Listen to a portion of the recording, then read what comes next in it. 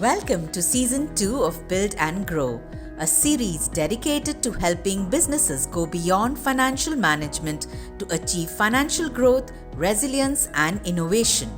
As businesses continue to revive and pivot to new models in these times, YourStory is proud to partner with HSBC for another season of inspiring conversations, insights, and observations from some of the newest trendsetters in business and stalwarts of the ecosystem. Tune in to power your next phase of growth and business continuity. Welcome to Season 2 of Build and Grow Money Matters. Today's topic is driving sustainable growth in the new normal. This is a series dedicated to helping businesses go beyond financial management to achieve growth, resilience, and innovation. As businesses continue to revive and pivot to newer business model in these times, YourStory is proud to partner with HSBC for another season of inspiring conversations, insights, and observations from some trendsetters in business and stalwarts of the ecosystem. They're going to be talking about how they're powering their next phase of growth and business continuity. So, on that note, I'm pleased to introduce you to our guest for today's episode, Varun Alagh, the co founder of MamaEarth, which is a toxin free personal care brand. Varun has spent a decade in sales and marketing with marquee FMCG brands, and he is leveraging that experience to develop, distribute, and drive growth of MamaEarth's products. He also has another interesting designation at MamaEarth, which any of you would know, would not know. It's the Chief Dad and Get Stuff Done Officer. We'll ask him more about that in a bit. Varun is also an alumni of XLRI Jamshedpur and Delhi College of Engineering. Varun started his career with HUL and then went on to work with brands like Diageo and Coca-Cola, among others. So on that note, Varun, welcome. How are you? I am great. Thank you so much for having me on the show. It's a pleasure to have this conversation with you and share what we've been doing up till now. You know, I'm a fan of D2C, right? I was just reading a recent Avendus report which said that it's going to be a $100 billion industry by 2025. That means it's 10% of the Indian retail consumption. So it's phenomenal. Yes, we're all excited by what's happening around us. In fact, when we started this journey, I don't think any of us imagined it would become so big so quickly, especially coming from, like you rightly pointed out, a background of FMCG companies where it was all about traditional distribution at that time. You know, I imagined that when will be 100 crores, 80% of it will be offline. Right.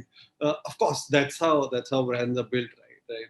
At least that's what history says, right? So I've been proven wrong every year, right? By the sheer,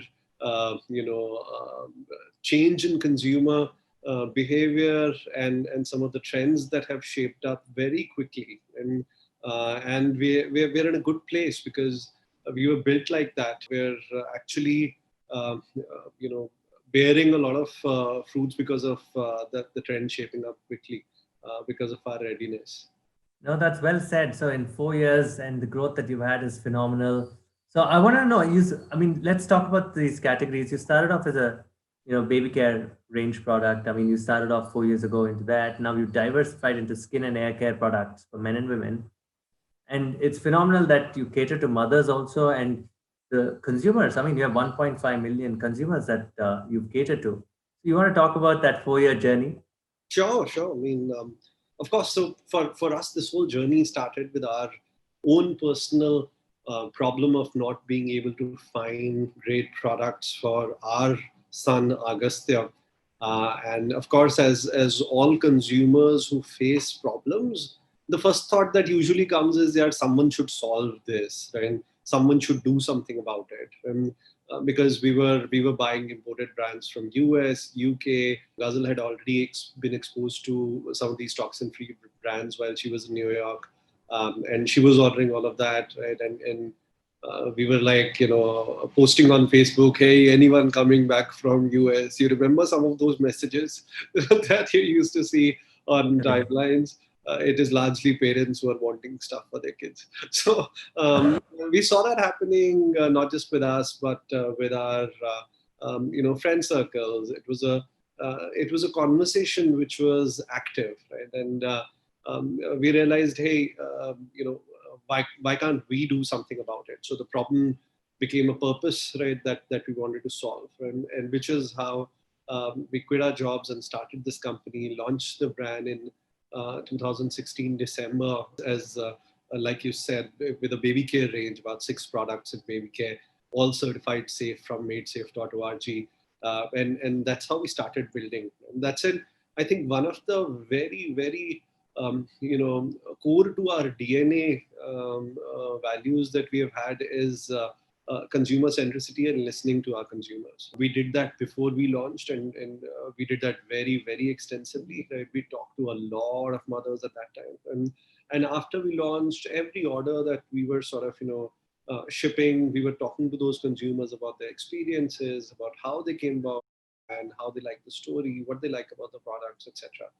Over time, of course, what we started hearing from those conversations, and mind you, we were not having these conversations with the babies, right? Because they are not the ones who are buying it, right? We were having these conversations with the parents, right? It's largely the moms, right? And they were saying, hey, I'm buying into this brand. I'm buying into this brand's philosophy of serving, no toxin products. And if I'm happy to use it on my baby, I'll be extremely happy to use it on myself as well. And why don't you create products for me? And that's when this thought of creating products for adults sort of came in, and we started creating products according to what we were listening, right? According to the kind of needs we were hearing about. And as we started doing that, initially, when we were doing it,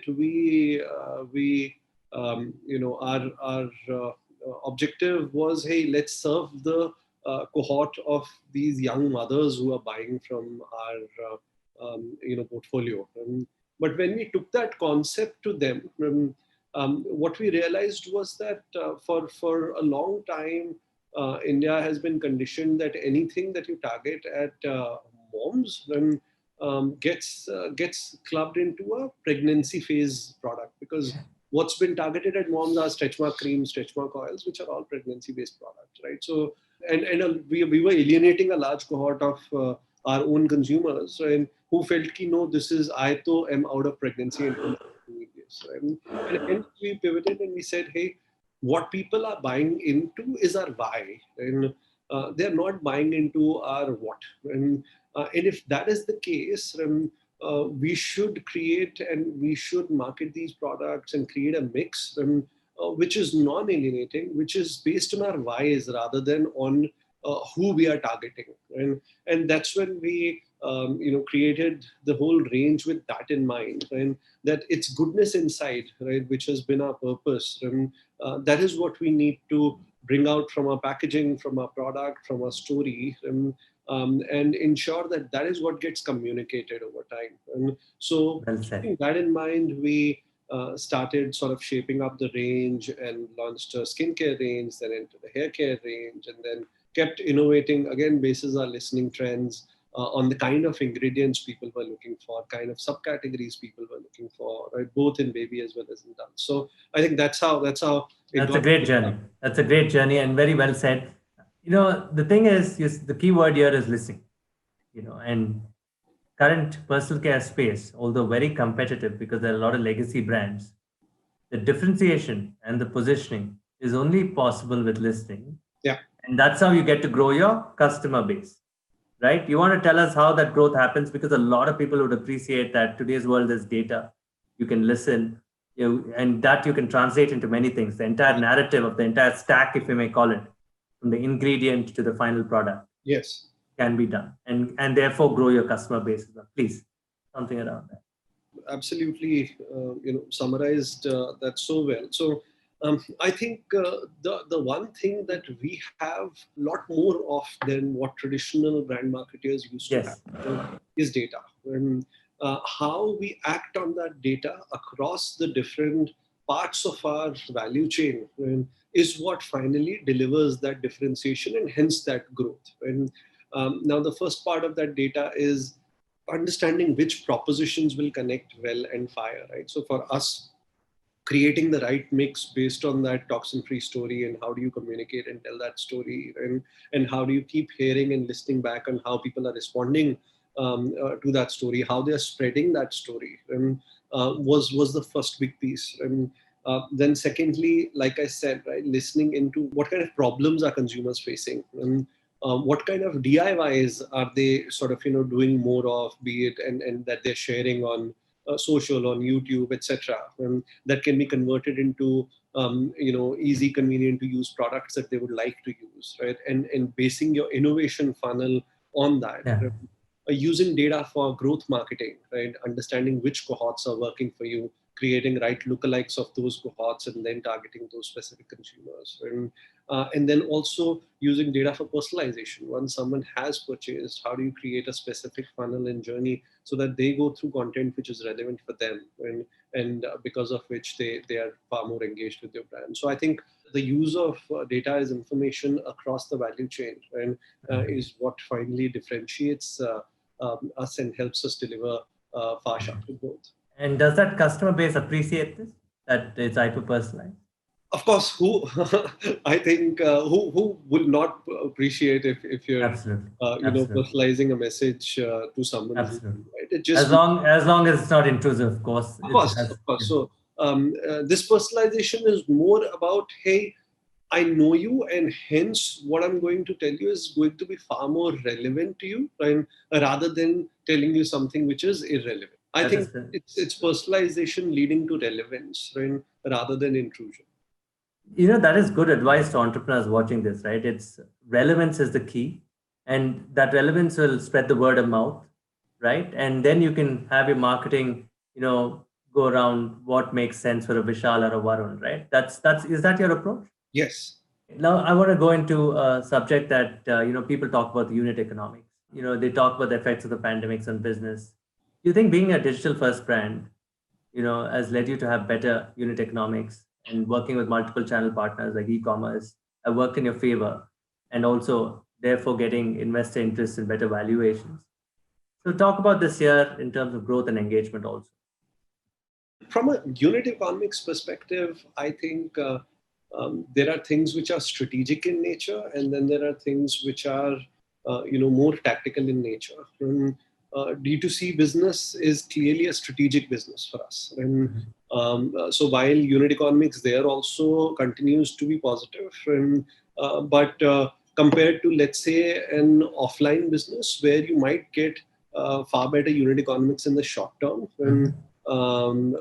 because there is no real cost of acquisition which you're sort of putting out there, while in case of D2C businesses, cost of acquisition also becomes part of unit economics, right? So from that perspective, we are you take your bets according to what your strategy is. And overall, yes, we have been decently profitable, and we've been able to reach that milestone far early compared to a lot of other startups. And the reason for that has been, one, I think we value frugality inside the organization, and hence we have sort of ensured that is part of the culture. And second, once your sort of brand starts to fire, you see a lot of organic and direct traction that starts to come in, and which starts reducing your cost of acquisition, your cost per transaction, because of which your unit economics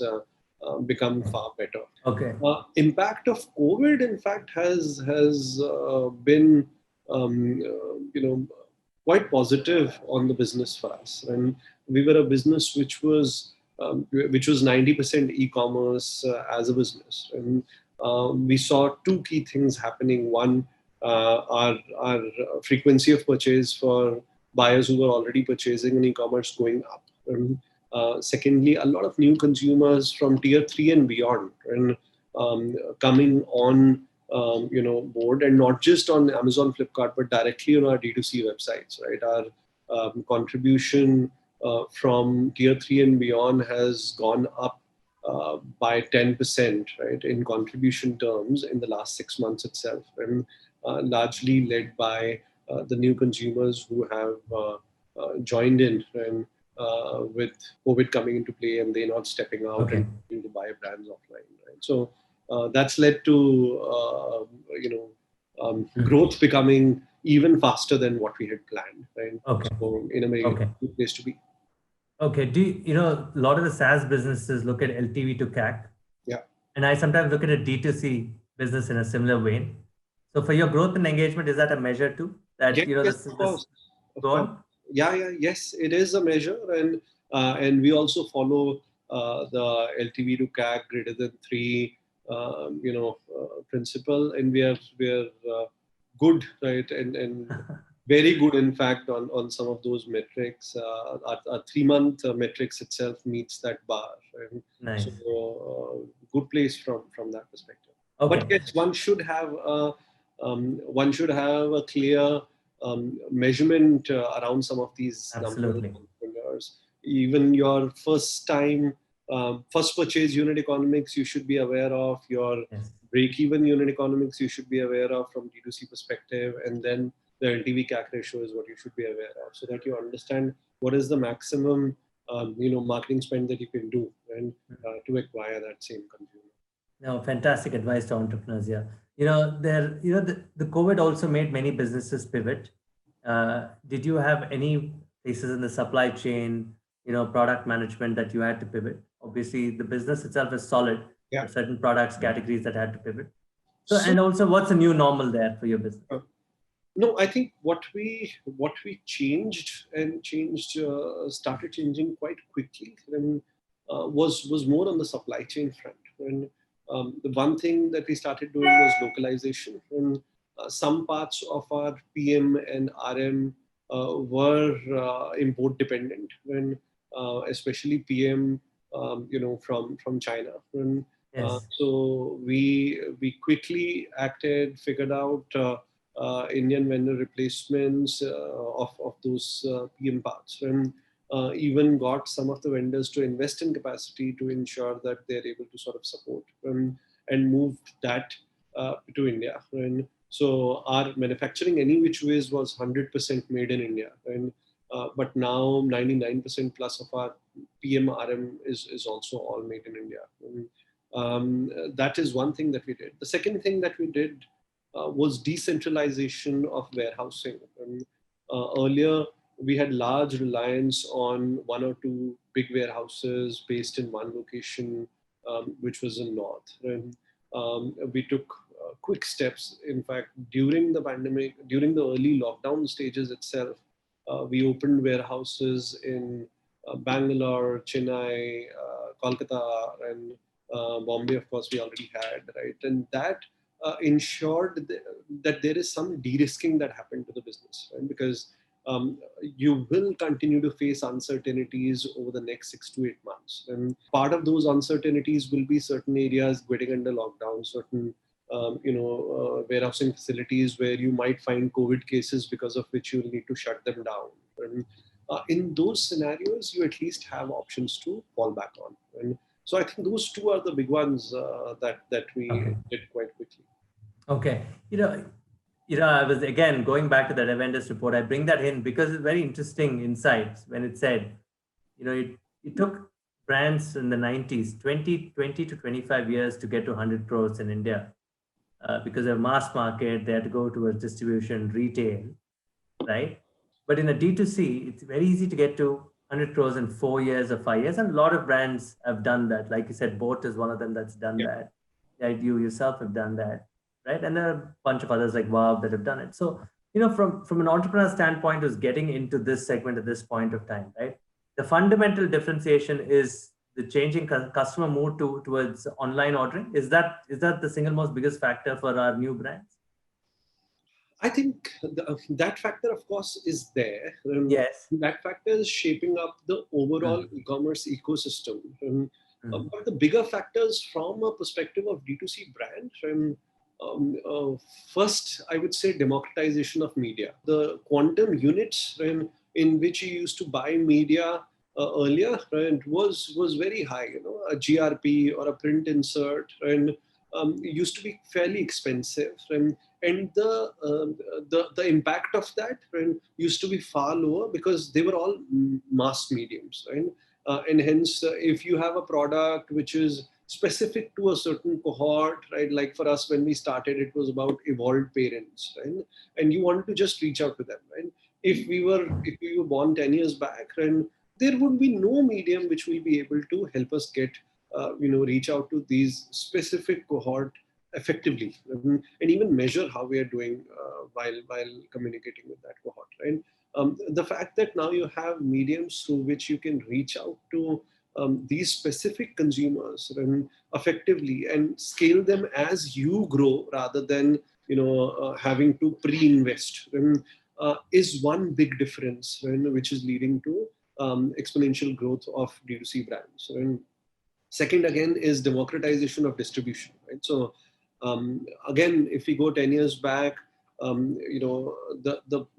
you're based out of Delhi, and you'll probably be thinking कि यार अच्छा पहले Delhi, Gurgaon, NCR launch कर लेते हैं 2-3 साल, let's just do that. Then probably we'll think of launching in Bombay, Bangalore, and or you'll think modern trade and you'll say, hey, let's use modern trade and start extending into some other some large nationalized chains which can take us to more. And now in both of those scenarios, you're still limited to a certain set, and consumer evolution is happening across India. And there is a type of consumer who's looking for certain products across India, and media is letting you reach them. And earlier distribution was not, right? E-commerce democratized that part of the business and is letting you reach any of the consumers who are interacting with your communication and are interested in your product to fulfill the demand for this consumer as well.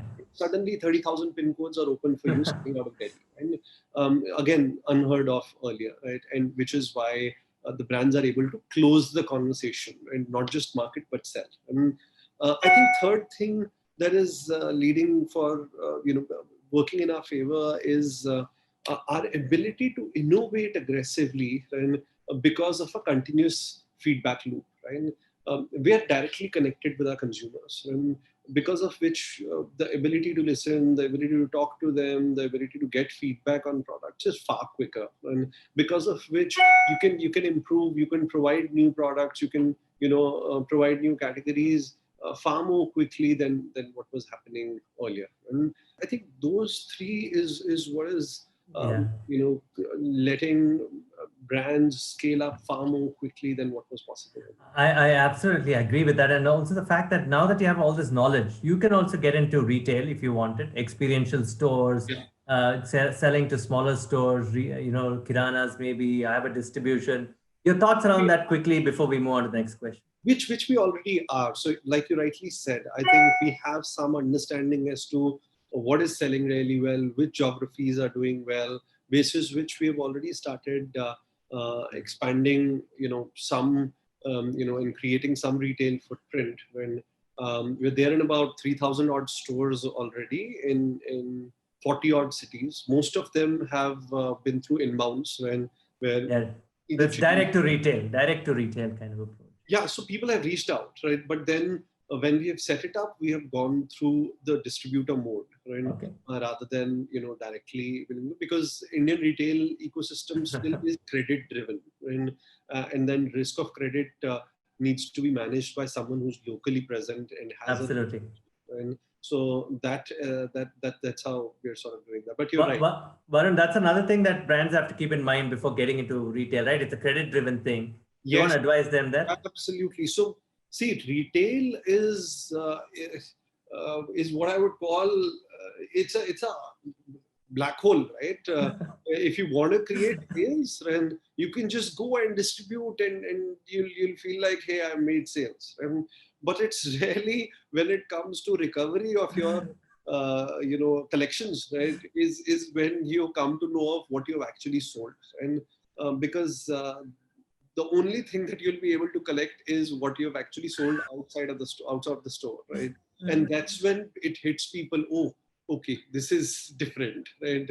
That is actually the most difficult part, right, of serving offline retail, especially with the new brand, right? Yes. Where you're not confident of discovery. And that's a big difference between a commerce as well as the retail marketing phenomena as well, right? Right. In commerce, you're actually able to drive discovery, right? And take someone onto the product page and get sales done. And in case of retail, amongst 5,000 other SKUs, you have got 10 of your SKUs lying. And how do you get the consumers to know you're there? And then how do you get them to understand what you stand for and how you're better than others, etc. And it's a great point of sale, but it's not a great point of marketing. And and hence it's great for brands which are a part of a consumer's buying list. But for brands which are in very early discovery mode, it's a difficult sell. Well said. Well said. And the thing love about MamaEarth, I think my wife orders that a lot because of two things. It's certified. Yeah. It's toxin free, right? You're one of the first brands apparently in Asia to get a certification from MedSafe certification, right? And could you tell us about why this giving back to society through these certifications, going beyond the narrative to, so to speak, to actually say that, look, we are this and we offer you original ingredients. And that's revolutionary, if I may say so. And please advise us on why these certificates can take you to the next level, and what does it do for you as a brand? What is the feel good factor that brings to you? I think I'll break the conversation into two parts, right? The first conversation is around MadeSafe certification, and second, I'll talk about the things that we do as a part of our purpose, which is the process that we follow.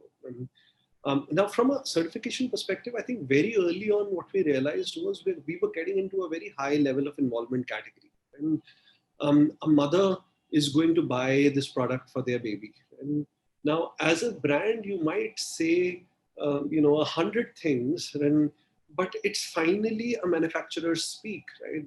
Of course, you will say good things about yourself because you're trying to sell something. And why would you say something bad about yourself? And which is where we realize that having a clear seal of external certification, which provides that trust and confidence to the buyer, will help us break ice and have a fair conversation, get a fair chance, and to at least get the products tried. And it wasn't easy, of course. We've had sleepless nights, sort of getting that certification going. It was any which ways based out of US. We were based out of India. So they used to work when it was night hair, and in the morning we used to work on formulations, create different prototypes. Then in the night we used to have conversations with them. Half the time they used to reject us, and rejection reasons varied from, okay, this ingredient is not a part of our list, which is approved, or this ingredient is not good for freshwater fishes, right? And hence, after it gets washed, it gets into the regular water. Hence, we will. So, I mean, it was a pretty extensive exercise that we had to go through. But at the end of it, we were also far more confident about what we were bringing to the world, and people also were far more confident in having that conversation once they realized there is, clearly an external certification which is going with us, right? So I think it helped in breaking ice with consumers, and having a more credible conversation with them. And there is no shortcut in brand building, right? That's what you're trying to say. It's a long-term play. You have to prove your worth because customers find out fast. One bad word and that's it. It spoils your entire brand. Absolutely. So, I want to talk about that special designation that you have, okay? Chief Dad or Dad designation. And you had one more designation. It was Get Stuff Done Officer. Yeah. Right? I mean, that's very unique. And that's a unique company because you're serving kids also, right? Yeah. So would your wife have Chief Mom or something designation? Chief Mama. Okay, interesting. Okay. Talk about these things, right? How important is it to communicate to the parenting community through this? I think again, when we were starting, it was just the two of us, right? And you're going on LinkedIn and you're wanting to change your title and announce to the world that, hey, you're starting up. And we just felt that in a two people company, having fancy designations like CEO, COO, all of that didn't really make any sense, right? Because and finally, what it came down to, we were parents who were creating a brand which we felt will resonate with other parents really well, and hence the most apt designation was Chief Dad, Chief Mama as a designation. Beyond that, again, we've always felt our job as a part of startup founders is to get stuff done, and if you keep getting stuff done, right, you'll keep moving forward. And so we've had that philosophy day one, right? And hence rather than choosing a fancy CXO designation, we said, hey, I think this is far more apt, right, to what we're going to do day in, day out, right? And this also reminds us of what we need to do day in, day out, right? Both the designations were also reminders for us, right? Chief Dad and Chief Mom, because we were not only responsible for our kid, right, but also responsible for all the kids that we were serving, and as long as we were always self-aware, and it sort of kept us right and focused. And Nice. so I think from a designation perspective, that happened. And from a building a community, I think it's a very critical thing for any especially direct to consumer brand today, and having a set of consumers, right, who are deeply connected with you, and not just platonically connected with products, and deeply connected with your process. Ghazal leads our community initiatives, and has even before we started, we had about 20 board of moms is what we used to call them. And before we had a board of directors, we had a board of moms. And that's the board, which now has grown to almost 700 strong. And those guys are involved from day zero, and around ideation, around concept testing, around early prototyping. And so they're actually very deeply engaged, set of consumers. And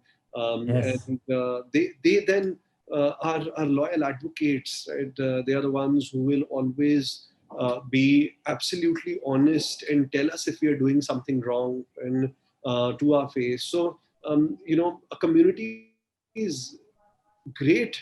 One, to of course spread the story about yourself, but more importantly, then it is the place where you will always get the honest feedback, right? Because they're the closest well-wishers and friends that you have in the ecosystem.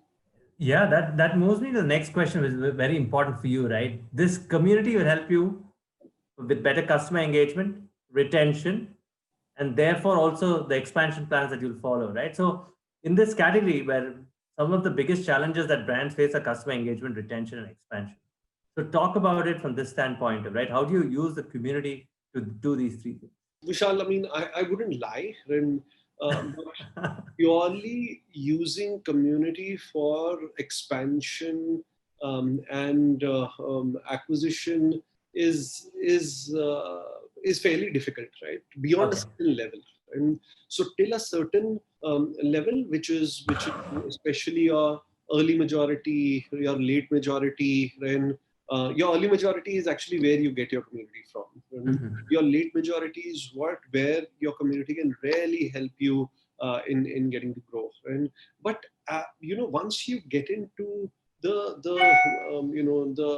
later stages of your product life cycle and get into growth mode, where you have laggards, etc., which need to be attracted into the brand, and then sort of just relying on that one lever will not be possible. And I think from a challenge perspective on let's say a retention or expansion, I think the biggest thing that is happening in the ecosystem, right, is that all the mediums which we used to consider free, and from a retention perspective, like emailing, SMS, right, and etc., through which you could have engaged conversation with consumers, and all of these are becoming really smart. And most of your emails will end up in promotional mailboxes. Most of your SMS will end up doing that, and hence brands need to reinvent and platforms on which they can have constant conversations with their consumers, and which is where different kind of approaches are being taken. One of which is community, one of which are engaged social pages. Another could be messengers and messenger groups, and another could be groups on Facebook, etc. So there are different ways in which different brands are approaching that, and they clearly need to figure out what works for them, and ensure that they make it a part of their active funnel. Okay, that's well said. So in that case, right, with this intuitive onboarding that you do, how do you plan your expansion? Can you give us the next 12-month strategy, please? If you're looking at, obviously it's a post-pandemic world, and also, consumption has always increased, the pack sizes are dropping. People say that. So please.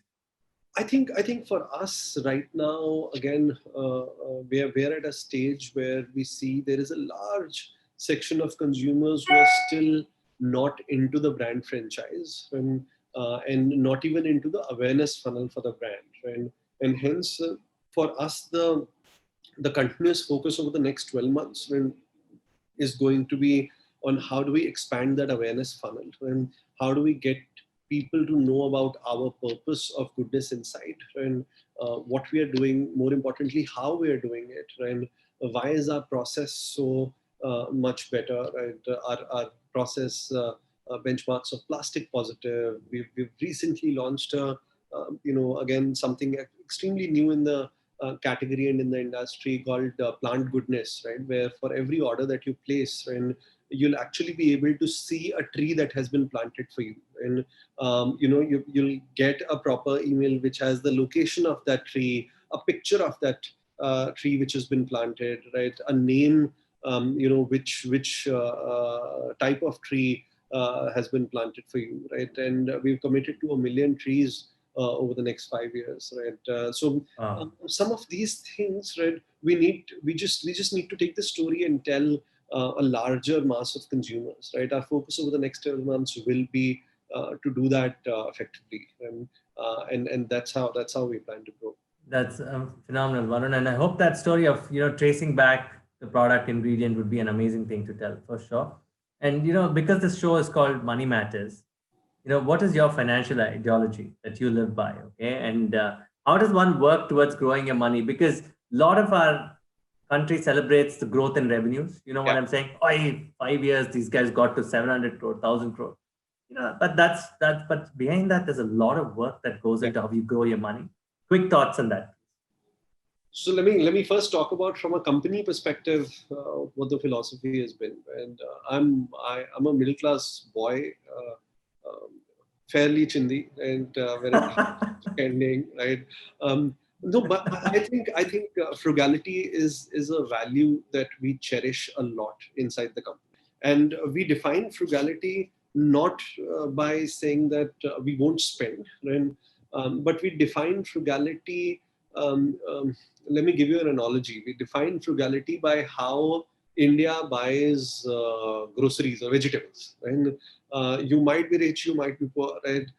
You will always select the best quality vegetables from that lot, and you will always haggle for a better price, right? And then over the top of it, you will take some dhania mirchi, right, as a value add, right? So to me, that really defines frugality, and that every penny that you spend, right, how can you extract maximum value out of it, and by measuring what you're getting. And so that is one value that we sort of cherish, tell examples to what and sort of celebrate stories around. And from a personal perspective, I think I abide by the coffee can investing philosophy, and which is where you sort of do value investing. You choose you buy into either mutual funds or companies which you believe have the right thinking in the way they choose stocks, or in case of companies, in their history of sustained performance. and you put in money and you forget, and don't look at it again and again, and open that coffee can when you really need it, and most of the time that coffee can will be in a much better position, but keep putting in every month into that can, and don't sort of don't wait for a lottery to sort of start investing, right? Just keep putting in every month, right? So that's I think from a personal perspective. That's great advice again. And expectations from banks. What do you expect from them? How can they help you in your business? Hey, give us money, man. Yeah, working capital financing, long-term debt funding. You may even set up a manufacturing plant. Who knows? So, in fact, I think the first point will be working capital financing, and especially for companies like us, working capital financing is something that we would look forward to. But currently, because there are regulations and companies like us don't have history, and it sort of becomes difficult, right? So banks need to come up with more flexible products, right, which can serve D2C brands.